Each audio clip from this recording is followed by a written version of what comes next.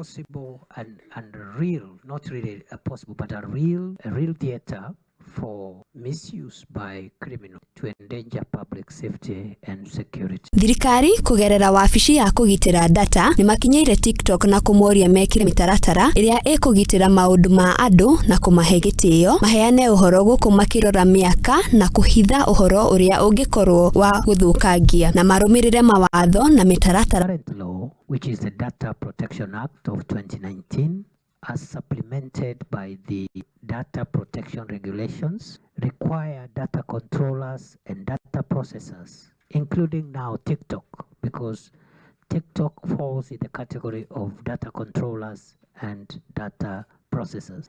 They are required under the laws of our country to comply with various compliance obligations under the Data Protection Act and the Data Protection Regulations.